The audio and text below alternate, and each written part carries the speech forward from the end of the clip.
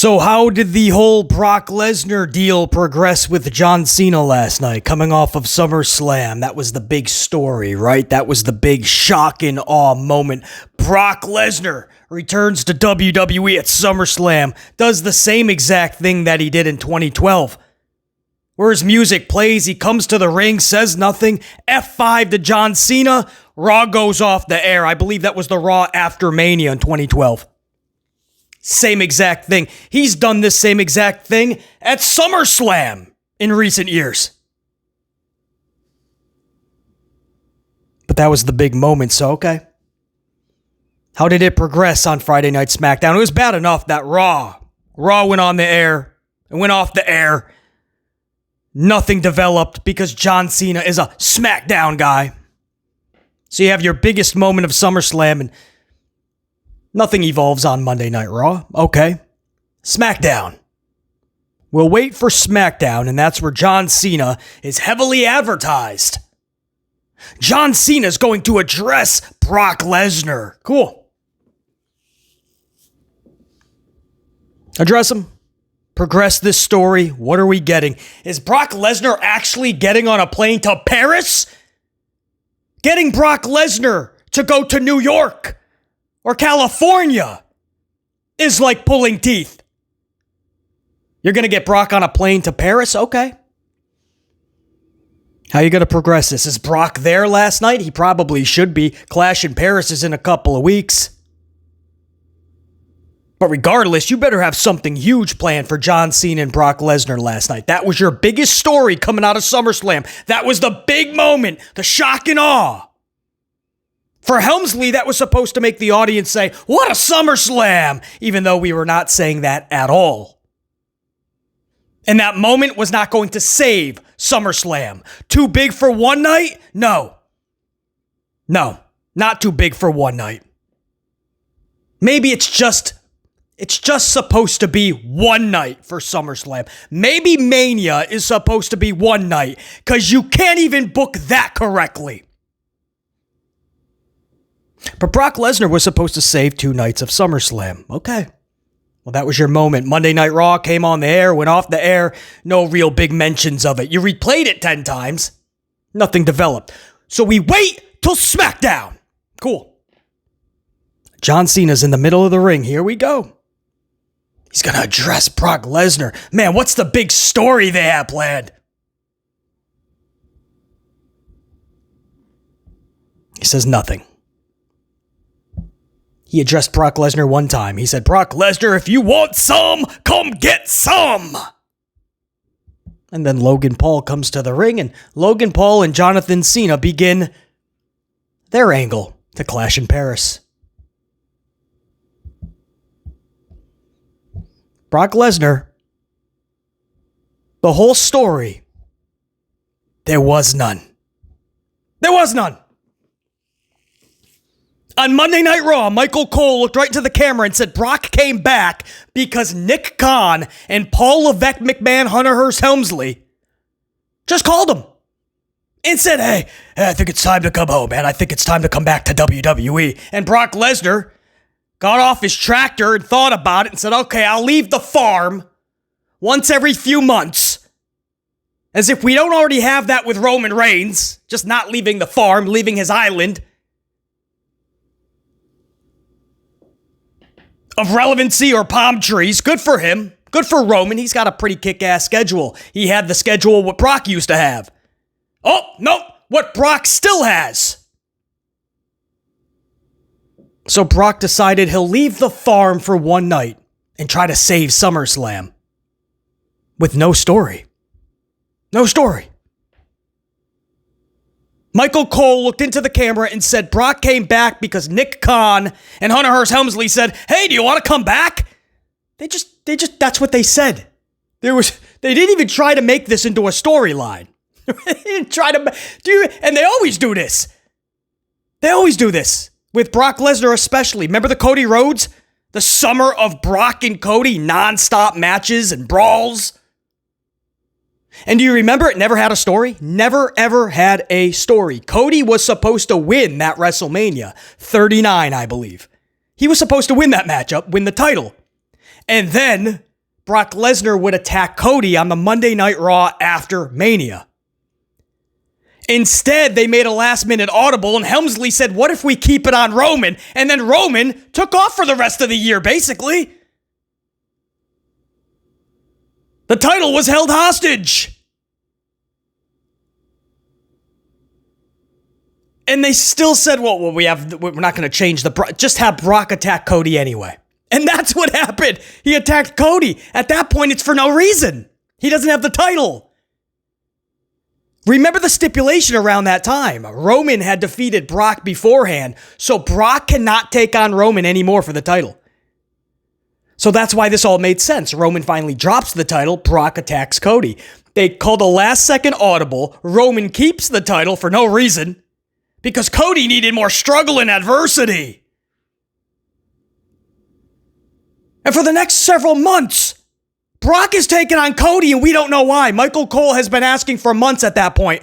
We still don't have a reason, and we never got one. Never. In fact, when it was all said and done, I think it was at a SummerSlam where they culminated that, right? They shook hands and hugged it out. Brock just was like, good job, kid. Like he's a chihuahua, pats him on the head, picks him up in a bear hug. All right, bye, everybody, going back to the farm. And you're okay with this nonstop? He comes back and does the same damn thing we saw 13 years ago. Now, the people that are okay with this probably weren't even alive 13 years ago, and they have access to 140 characters. This is awesome. Holy cow. SummerSlam, Brock. What are you talking? I saw the same thing 13 years ago. Ask your parents if they watch. They'll remember. So we recycled it, and they don't even have a story. Michael Cole just says, we called him. We said, come back. He said, okay, I'll park the tractors. I'll put away the cows. Sable, put the horses in the den. I gotta go save SummerSlam. So here it is, the big moment. What was all this for? Michael Cole already ruined everything, but maybe they're going to try to save this on SmackDown. Days after SummerSlam, but hey, maybe it's salvageable. And all Cena says is, Brock, if you want some, come get some. He already did. Time after time, he's gotten some. So Logan Paul comes out, and all of a sudden, that's it. We're off to the races with a Logan and John Cena story. Story, my ass. Program. By the end of the night, they're already wrestling each other in a tag match. There'll be a couple more brawls, and at the end of the month, you'll have Clash in Paris. Basically, don't worry about it. Brock could show up in Paris. They could give him extra money, basically, like he does it, like when he goes to Saudi. They give him $1 million, and he gets on a plane to Saudi. They could give him a lot of money. And then what do we get? Is he going to attack John again? Hoo-hoo, dog! I need more coffee, more Lavazza Italian coffee. I can't get through all this excitement. No, really, I need some more coffee. Are you telling me that there's a chance that either at or after Clash, Brock could show up again? He could leave his farm and attack Jonathan Cena? It's not Brock saving SummerSlam or WWE. No. It's Hunter Helmsley. If this is the booking we're getting, this is amazing. Maybe we could do this once a month for the rest of the year. He just shows up once a month and he attacks John Cena. Maybe we could at Mania. Maybe John Cena will have one more match next year. John Cena and Brock at Mania. Said nobody ever.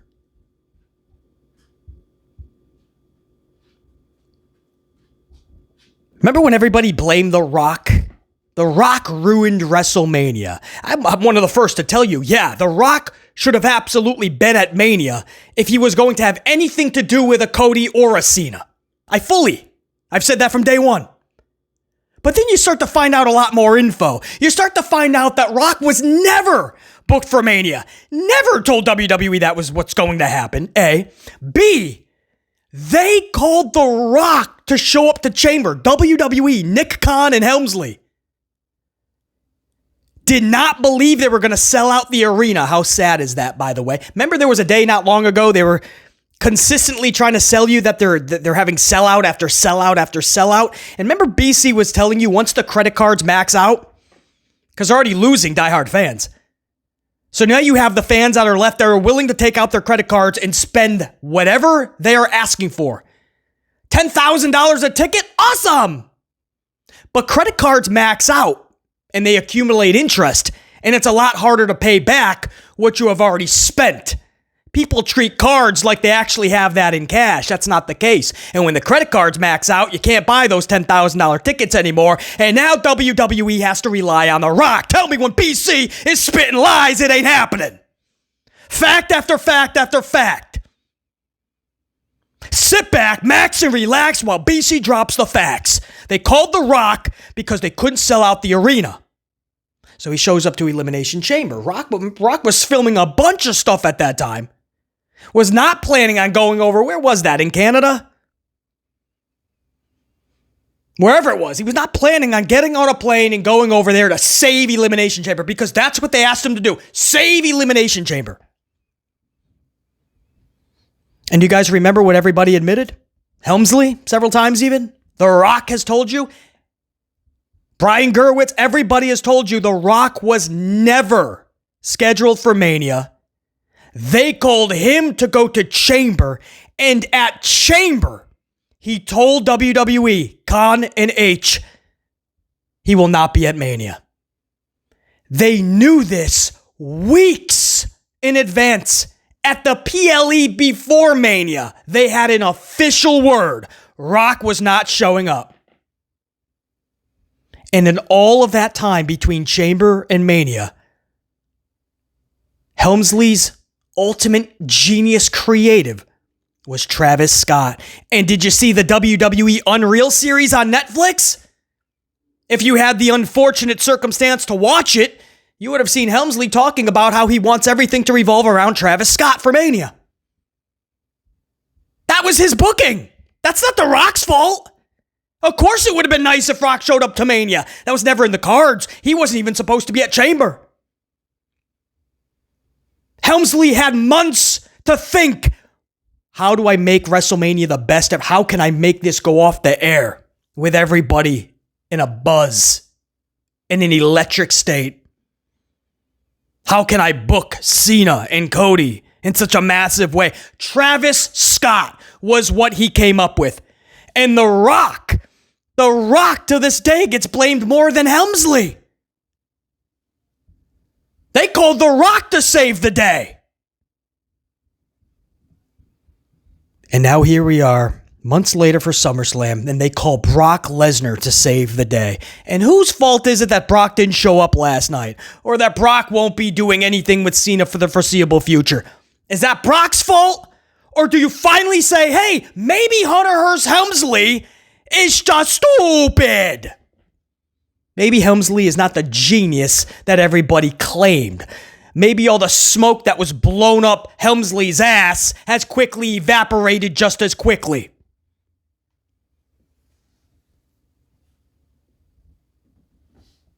Maybe Helmsley shouldn't be in that position. Yeah, just maybe.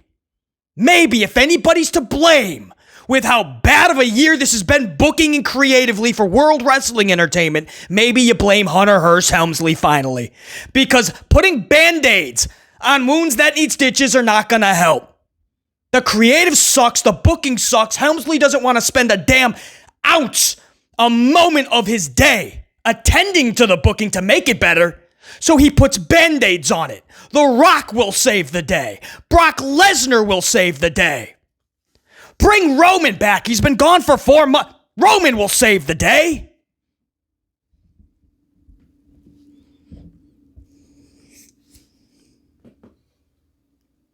No. You got no answers. You got no progression for John Cena and Brock Lesnar. You got nothing. You got no word other than they called Brock to show up to work and he said, okay. And if he wants some, he can come get some. And it sucks because yesterday was one of those days where it usually is, but even more so than usual, just a lot of business was conducted last night. Uber productive. BC was smashing it from sun up to sundown. So by the time you get to the office studio, you want to be entertained. Two things had to do that for BC last night, right? It was going to be WWE Smackdown and the Yankees versus the Astros. So I was looking forward. At least one of those things has to come through for BC. Entertain me, man. A long, very productive, kick-ass day of business. Now it's time to be entertained. My Yankees failed me from the jump.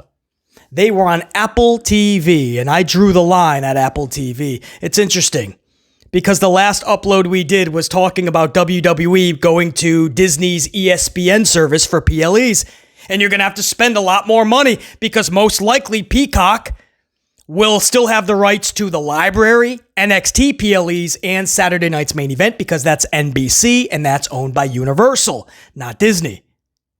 And ESPN doesn't have the library or NXT or the special events like Saturday night's main event. So you're probably still going to have to pay the $10 for that bare minimum. You're still going to have to obviously pay $10 bare minimum for Netflix and up to $30 for ESPN to get the PLEs now, the main roster PLEs. Maybe you can, if you have Hulu or a certain cable package, maybe that'll buy into it, but you're still paying money. So you're paying upwards of anywhere from $40, $50 up front every month to watch this product. So we talked all about it, and the Yankees have already started it. We're already paying extra for the YES Network, the Yankees Entertainment Sports Network. That's where you catch all the Yankee games. And we pay a lot of money for that. We've had to switch cable providers because a lot of providers stopped carrying YES. So then they went to every Wednesday night. The game is only shown on Amazon Prime, so now you have to buy Amazon Prime. Thankfully, I was already part of Prime. But I felt bad for all those old school fans that don't know all these damn things, don't know what a Roku is. All these streaming services, they just want to watch their Yankees. They're paying an arm and a leg to watch the Yankees, and they're told they have to go to elsewhere on Wednesday nights. And then they got really greedy. And on select Friday nights, now the games are on Apple TV only. If you throw in the day off, either Monday or Thursday, what are you getting? 3 or 4 Yankee games a week now on YES? Then what are we paying for? So I drew the line at Apple. At Apple, I drew the line. That's it. I'm not getting it. I'm not buying into the machine anymore.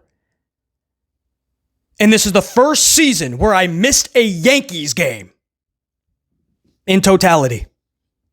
I was not happy about this. So now WWE had to really come through for me, Smackdown. And I know that's a tall task because it's WWE we're talking about. And the boss is Hunter Hearst Helmsley, the least creative dude in the world of wrestling.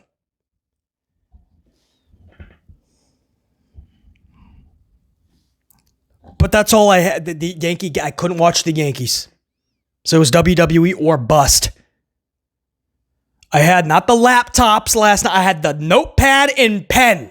Because that's how I choose. When I'm really locked in and focused, that's how I like to do my reviews. And I'm just like, entertain me, man. Entertain me. All right, Brock Lesnar is the big storyline with John Cena. Just do something with... And do you want to know what we got last night? Do you want to know? You came to the right place. You won't find out. John Cena starting a program with Logan Paul. And by the end of the night, they're already wrestling in a tag match that got thrown out via a low blow. Whoa, good thing we waited all match for that. Good thing we waited 2 hours to watch a low blow. And then the payoff was just setting up a couple of Clash in Paris matches. Logan and Cena, and Drew McIntyre and Cody Rhodes. Of course, that could be a good match. Probably deserves a lengthy feud with real storytelling put into it. But hey, it's a quick turnaround. Clash in Paris is in a couple of weeks. Let's just throw Drew out there to take a quick loss. Has Drew McIntyre not earned more respect than that?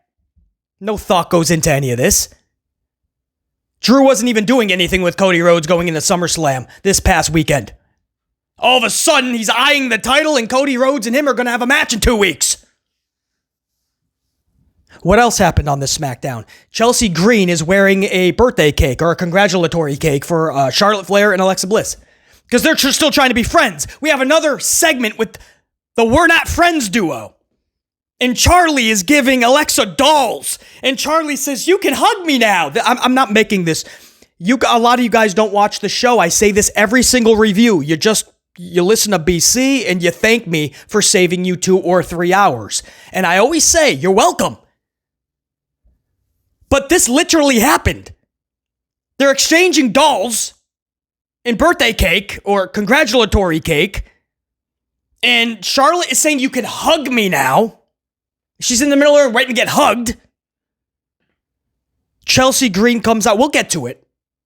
I'm going to go over the whole show, but by the end of this thing, Chelsea Green is wearing birthday cake.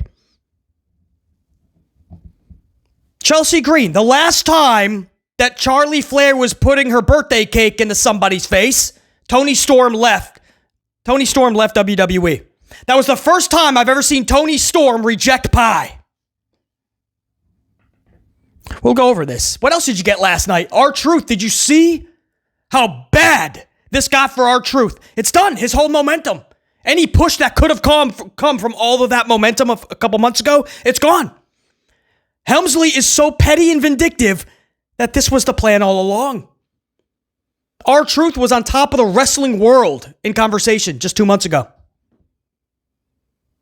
And he was brought back to do a weird thing with John Cena rematch that led to nothing because Cena was already in a program with CM Punk. So Truth was just a third wheel, and then he went back to catering. Wasn't seen again. R-Truth was left off of SummerSlam even though it's 2 nights. And he's sitting there with people like LA Knight at catering. R-Truth, the talk of the wrestling world at the top of the summer. And then he finally showed up last night in one of those 10-second backstage segments he was always in before he got told he was not being re-signed.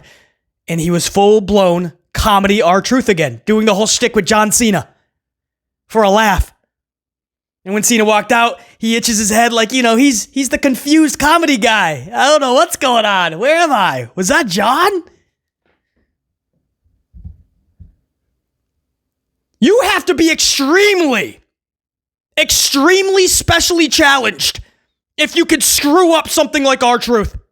There was a million different ways and avenues you could have went. And you sit him on the sidelines until you're ready to bring him back to the same role he was in before, where you said you didn't want him anymore? That's because Paul Levesque McMahon is pissed off. Because Nick Khan told him we have to bring back R-Truth. There's a huge backlash. Helmsley didn't want R-Truth. Helmsley didn't care about R-Truth. Helmsley doesn't care about a Bob Lashley, a Street Profits, and R-Truth. He doesn't care. He was told he had to come back. So Helmsley's like, all right. I still have the magic pen. I'll make him completely irrelevant in the matter of 2 months. And he succeeded. How do you not look at what R-Truth was doing last night and not look at that as tragic? Did you giggle because he was doing comedy with John? Chelsea Green has cake in her face. R-Truth is comedy again for 10 seconds backstage. What'd you get for the wrestling, guys? Solo, Sikoa versus Sam Zayn? Did you get the MFTs versus the Motor City Machine Guns?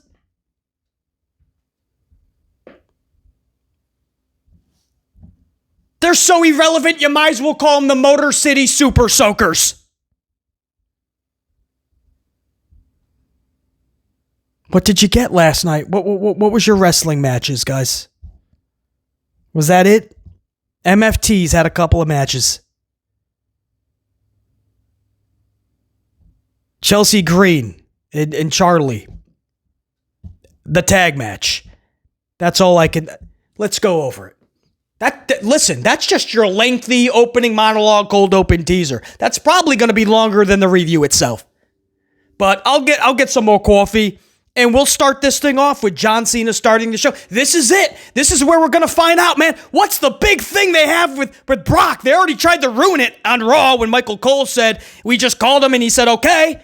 But let's try to forget that, like the show Unreal. Let's try to forget how all of this makes no sense. It's so stupid. It's so scripted. It's all fake because that's what they want to beat you over the dome piece with every second of the day. They want you to know every second of the day how fake and scripted and stupid this is. And we as fans, we keep fucking taking it. Smackdown 8/8/25. I'm amped up, man. Always am. One of those nights, I just want to be entertained, man. Yankees are so fucking greedy. Apple TV's got the Yankees. Greed. Greed is ruining all of it. And now we have to shell out even more money for WWE starting next year for a product that's getting worse and worse, but they want more money from you and I and every other fan. John Cena starts this show with a massive ovation. They're in Montreal, I believe, correct? Cena says there was a time WWE was afraid to come to Montreal because they were afraid they'd hijack the show. He says, but I was never afraid of that because I always knew the audience is the show. And BC was just like, oh, they already know they're the show, John Cena. They didn't need to hear that. You didn't have to tell them that they are the show. They know that, trust me. That's part of the reason for the ratings decline, actually, because the audience is just the participation now. Singing along with Seth, yeeting with Jason Uso, and all the chants. Part of the reason the ratings are in decline. 60 seconds into a match these days, you get, this is awesome. A wrestler who's been on the main roster just for 9 months and already wins a title? You deserve it. Sam Zayn and Kevin Owens are having another brawl. Fight forever. Oh, they have been. For a decade. And even before WWE and NXT. Oh, they've been. Don't worry, they're going to fight forever. They have been for years, Jonathan Cena. Trust me, John Cena, they are well aware that they are part of the show. Or that they are the show. They don't need the boosted reminder. But this was Cena last night, man. Ultra Cena face. Already, just like in 1 week, just last week, he turned face out of nowhere because Paul Levesque McMahon didn't know where to go with any of this. And there's still people going, well, it's The Rock's fault, boys. It's The Rock. Really? All these months after Mania and Helmsley still can't get creative with a heel? You can't come up with nothing? So on a random SmackDown right before SummerSlam, 24 hours before SummerSlam, John Cena's like, I'm a face again, guys. Sorry. It's basically, in a nutshell, what he said last week. So now here we are 1 week later, and this dude's already full-blown face. He's like, all of you make this go round and round. All of you are the show. I'm like, whoa. We couldn't have done this a little bit slower?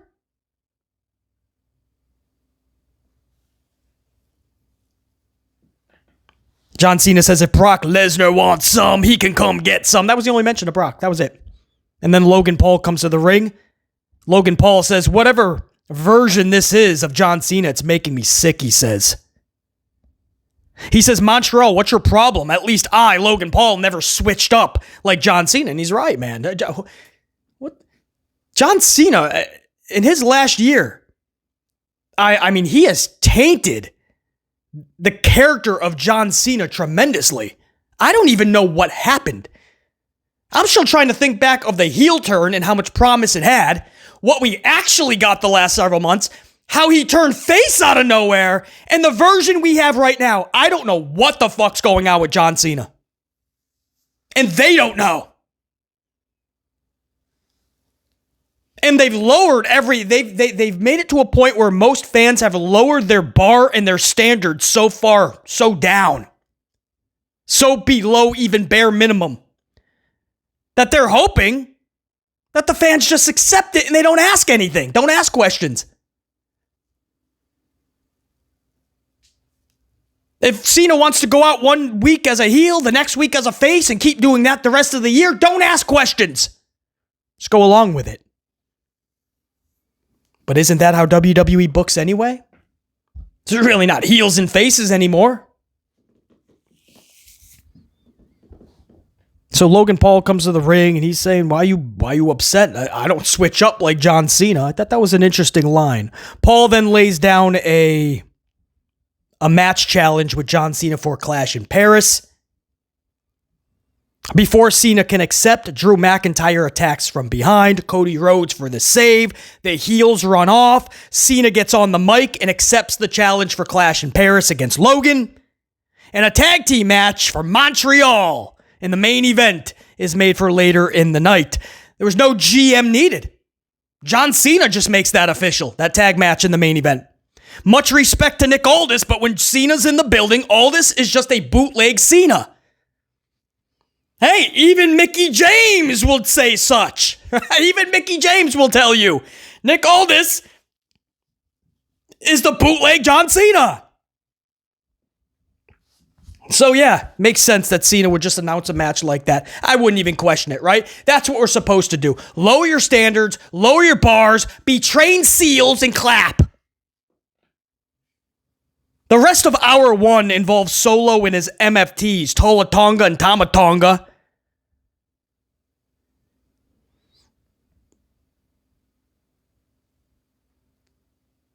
I'm just thinking, like, who would be? You're nearly an hour into this show, and this is how you're spending your Friday night, watching Tala and Tama take on Motor City. Do you guys remember when Motor City won tag gold right when they got to the roster, basically? Like, Motor City debuted and you blinked and they were already champions. And BC said they don't need titles. They need good booking to make people care, to invest in Motor City. The best thing to do is not put titles on them, just be creative.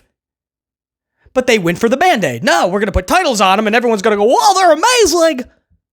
They tried it with Fraxium. Have Fraxium show up, beat the whole entire roster, basically. They'll go, that's amazing. But that's not the case. Sure enough, the Machine Gunners turned out to be Super Soakers. They're Motor City Super Soakers.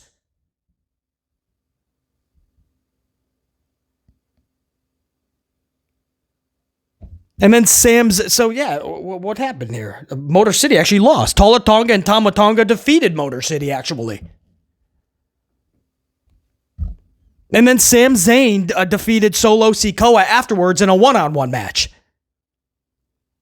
So, if you're wondering, yeah, Sami Zayn, who I believe is Raw, isn't he?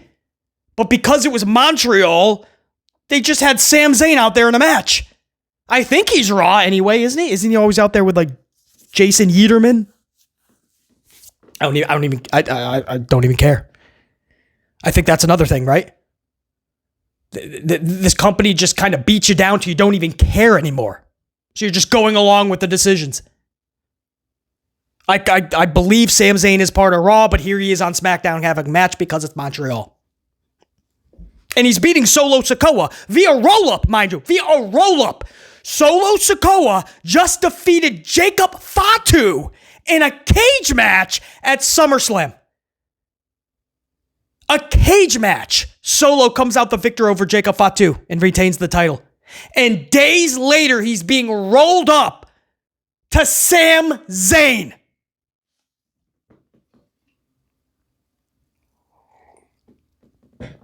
And you're telling me that the creative pen doesn't need to be taken away from Petty Paul? From Shaz McGee?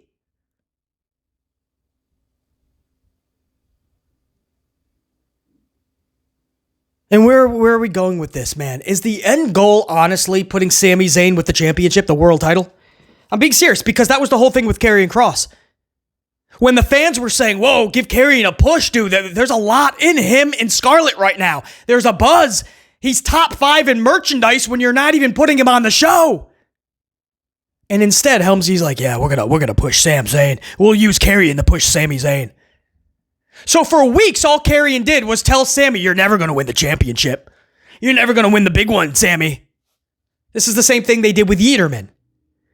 Right, that was the big story with Jey Uso. Oh, you're never going to win. You're never going to win. And then Jey Uso pulls out the Rocky story and beats Apollo, and he hoists up the title.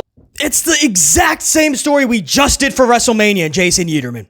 and they're using Karrion Kross to propel Sami Zayn when it's Karrion Kross that the fans are saying should be getting the push. But when we say that about guys like LA Knight, we know how that turns out. And now Karrion Kross doesn't even know if he has a job anymore. Contract is expired. He's saying, guys, full honesty, I don't know what, I mean, there's a lot of reports out there. There's no contract right now. I hope I'm back. WWE's like, maybe we'll bring you back, maybe we won't. They're too busy trying to create this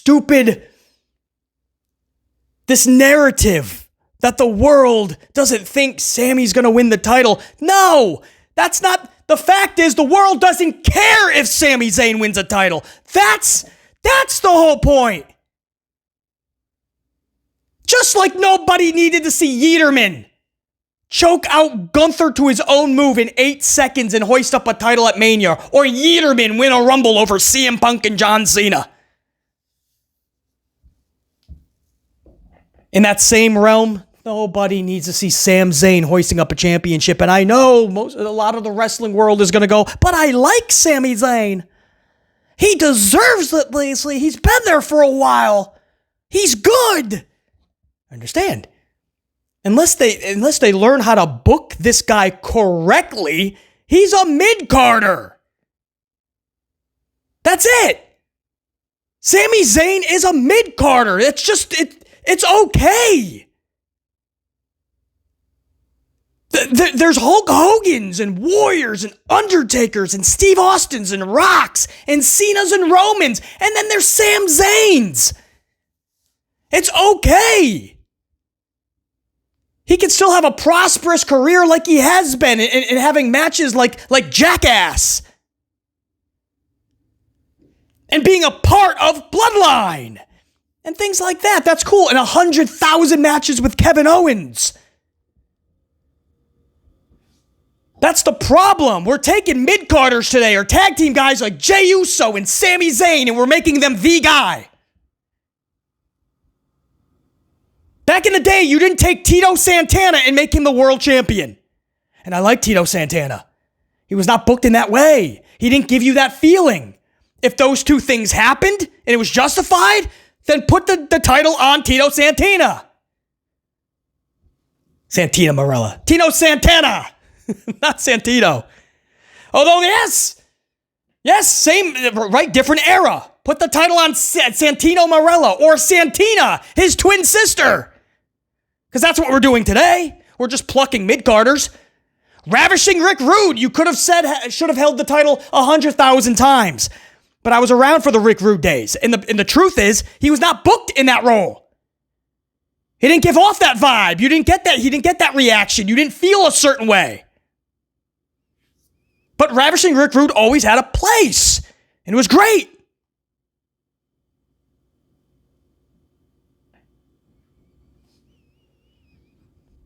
So no, you're asking a lot of us to fabricate a reaction, to put on a facade for Sami Zayn winning a world title in the near future.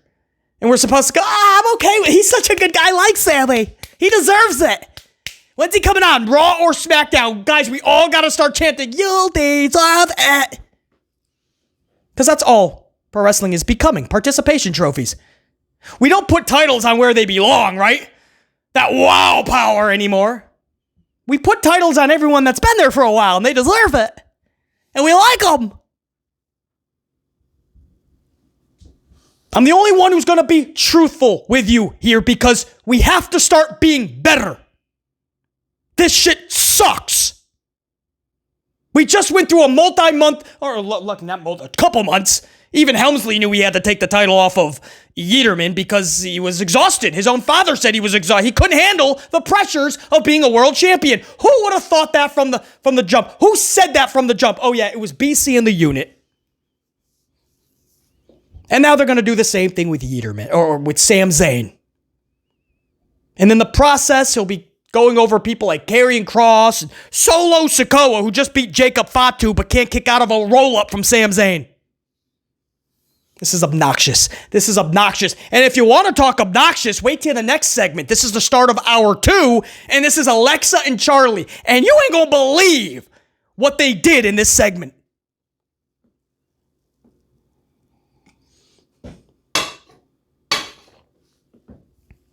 Alexa Bliss, Charlie Flair start hour 2. Charlie gives Alexa a birthday cake and a congratulatory cake. So I don't even know what the cake was about. Charlotte's in big letters, and there's a little Alexa and Alexa. And Alexa's like, where's my name? And Charlie's like, right there. And it says, oh yeah, it's so tiny. And then Charlie gives Alexa some presents. A Lily doll and then a Charlie doll. It's basically Lily with blonde hair. So Charlie has a Charlie now. So Alexa's got a couple of dolls. There's cake. It's Chuck E. Cheese. It's Chuck E. Cheese, because I told you guys that this whole thing with Charlie and Alexa is to try to get the kids chanting for them. They know that they have to start somewhere. They're going to start with the kids to start loving Charlotte. They think that this is the vehicle. They're going to use Alexa, and they're going to go the same route they just did for Jey Uso.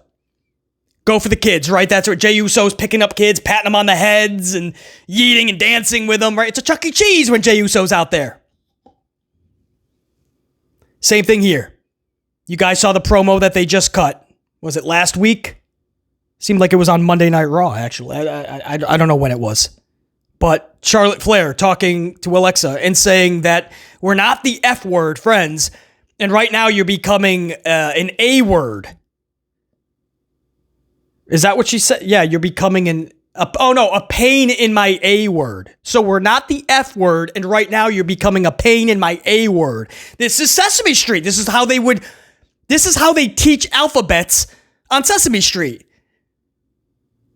Right? It's the F word and the A word, and then we go to the D word. Dumbasses! Because that's who's producing this. So this is what we did with Alexa and Charlie. More Sesame Street, more Chuck E. Cheese. There's cake, there's presents. And then at one point, Charlotte says, let's hug it out. Or you can now officially hug me. And Alexa's like, I just want to get some coffee. I don't. Fans are like, weird. And then I guess thankfully, because at that point we didn't know the fate that awaited Chelsea Green at the end of this match, but Chelsea Green and the Hervis break up this birthday party, and Nick Aldis makes a Chelsea versus Charlie match. We saw this on Monday with Adam Pearce just making random matches on Monday. Pearce was out there a lot, and anytime there was a promo segment between wrestlers, Pearce would just make matches. And that was supposed to make the audience go, oh, there's a reason. So you saw a lot of Nick Aldis last night, unless it was Cena making his own match. Because, again, Mickey James will tell you, Cena was the first edition of Nick Aldis. So we just get a match. It's Charlotte Flair versus Chelsea Green, and Charlotte defeats Green after hitting Chelsea with her own unprettier through a cake. Yes, through a cake. So Chelsea is eating cake. There's cake all on Chelsea's face. And then I believe Charlie locks in the figure 8 submission, and I think that's how the match actually ended, with Chelsea covered in cake. This company loves finding a wrestler like Chelsea, who's, in her own words on the show Unreal, in her own words on that show Unreal, she said, I don't say no to anything. I basically say yes to everything. And I think she followed that up saying, we get paid basically to look like asses. And they love to make Chelsea look like an ass. I have seen Chelsea stumble around with a pumpkin on her head. A pumpkin on her head! I've seen Chelsea peel herself out of a dumpster with spaghetti falling off of her head. Spaghetti falling off of her head out of a dumpster. I have seen Chelsea Green drenched in cake in a match. Cake! Chelsea has a lot to offer. The last time Charlotte threw cake at another wrestler, Toni Storm walked out. I said it in the cold open of the opening monologue. It's the first time, the only time I've ever seen Toni Storm turn away from pie. Toni Storm actually rejected pie. Another woman's pie. And it was Charlie's. And she walked out of WWE. And it was for the best. Look at Toni Storm today. Eventually, Chelsea Green has to start asking, dude, I know that I'm willing to say yes to everything. I know I don't say no. I know I fully bought into the WWE way. You know, you're going to pay me. I'm going to do whatever you say. I'm going to look like an ass. But at some point, can you stop degrading me and embarrass me to this point? Dumpsters? Pumpkins? Cake?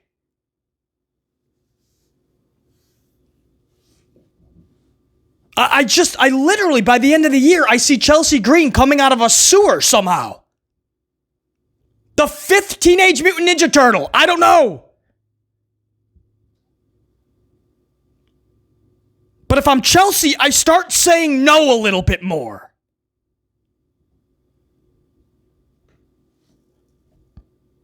Because Chelsea Green has a lot to offer. I really, truly feel that way, guys.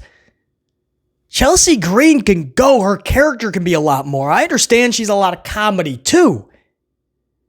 But that doesn't mean you literally turn her into a 3-ring circus. John Cena comes across R-Truth backstage. I cannot fathom what comes next. John Cena comes across R-Truth backstage. Truth goes full old school comedy Truth. They start doing the mimicking. John Cena is talking to Truth as if he is John Cena and like, whoa, man, you were weird for a little while there. Making the kid cry in Brussels and saying a bunch of stuff like you're going to ruin wrestling and everything that John was saying, he was kind of putting to Truth. And then John walks away and Truth is like scratching his head like, what just happened? It was so bad. Hunter Hearst Helmsley put R-Truth into the dummy comedy role again. He's just the dumb comedy guy again already. Just a couple of months ago, he was on top of the wrestling world, and all of us were thinking, anybody with any semblance of creativity, we were going, dude, you could go that way with Truth. This way, they could do this, this, and this. Oh, this is going to be good. And Helmsley decided to give him a couple of quick rematches with Cena while Cena was in a program with Punk, so Truth was the third wheel. I was saying this in real time on the reviews. Then Helmsley put him on the sidelines, literally, in catering, or said don't show up. Literally had him staying at home. Had him miss SummerSlam, even though it's 2 nights. And then finally brought him back last night in an old school R-Truth 10-second backstage segment where he's just the dumb comedy guy. And just like that, Helmsley has officially killed off the Truth push, or what should have been, and Truth's momentum. Done. It's done. I don't even know how you come back from that. When they showed Truth back, when you went backstage and you usually hear the crowd pop, the fans either did not care or they were absolutely shocked that that's what they're doing with R-Truth. Helmsley has succeeded. He said, I'm going to put you right back into irrelevancy, which is where you were when I first told you we're giving you the boot. Das Boot. Nick Khan and these fans saved you. You're coming right back to me. And that's what happened. All of that was nice for a couple of months, but then Truth realized pretty quickly, oh yeah, I have to come right back and my boss is still Hunter Hearst Helmsley. Truth must have known this was going to be his booking. Stay away.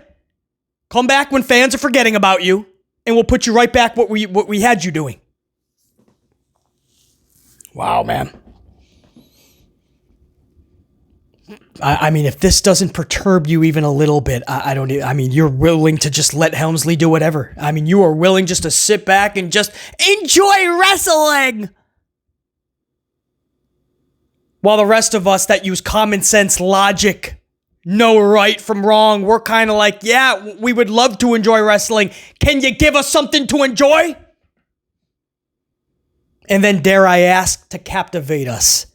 Wrestling we shouldn't just be enjoying. We should be captivated by something like wrestling. At this point, a lot of us can't even enjoy it. One night is all I ask for, just to be entertained. My Yankees fucked me over. Apple TV. All we had on a long day, man. A lot of business was conducted, a lot of productive business, and for 2 hours, I just wanted to be entertained, and this is the shit show that we got. Your main event was Cena and Cody versus Logan Paul and Drew McIntyre. Logan low blows Cena and the ref calls for the bell. Cena and Cody win via DQ. Cena and Logan fight to the back. Drew kicks Cody through the bottom of the commentary table. So like the bottom of the table kind of like busted open with the kick. And the show went off the air. So they want you to know that it's not just Logan and Cena. You're also going to get Drew and Cody because we don't have anybody for Cody and we don't give a shit about Drew anyway. So we'll just fast track him into a 2-week program with Cody into a title match. Because he's not getting the title, clearly. So who can we use as a stepping stone? Drew! And that's your Smackdown. 8/8/2025. Nothing left to say on it. It's the weekend. I want you guys to rock out, be amplified, smash it, hit that gym, pick up heavy things. Throw people through walls if you have to. Do what you got to do. Smash out the weekend. We're going to come right back. What is it already? Say, yeah, Saturday. Yeah, next week, man. Monday, all new content, a whole new week of amplification. It's all coming up as we head toward WWE's Clash in Paris. NXT got 730 or 740,000 viewers this week. So that was up, nearly 75,000-ish. And AEW went up nearly 100,000 to 711. If you include Max, which we believe is about 52,000 this week. That's not official. That's what we come to the conclusion. Us numbers, guys. There's a lot of different ways we have to do it to kind of come up with a metric. But about 52,000 on Max. On top of the 711, that would take you to 713, 723, 33, 43, 763. So technically, AEW defeated NXT this week if you add in Max. But both went up pretty good. So both should look at this as a starting point because I thought both shows, from what I saw, I didn't really see too much NXT. But what I did see was another just shitty show. AEW was decent again. I felt it should have been a lot better. So for them to pull those numbers, hopefully there's enough people that watched and said, hey, I want to tune in again next week because you want to keep going in that direction. Yeah. And Raw, we already talked about a little bit anyway in a previous upload. They got a 2.7. The last number we got anyway. They're always a week behind. Netflix releases a week behind because they actually include 7 full days of viewership because it's streaming. So that's even worse for Raw. That's not just one night of viewership. That's all 7 days on people's own time, whenever they have time to view it. And it's stagnant at a 2.7, just like SmackDown is stagnant. Gee, I wonder why. If the shows were so good, you'd see that improvement. That's how honest BC is with you. When I do these reviews and I'm scathing and amplified honesty, the numbers will always back up what I'm telling you. Until next time. And there will be that next time. 44 Dive, that's a wrap. BC saying check you. Salute, unit.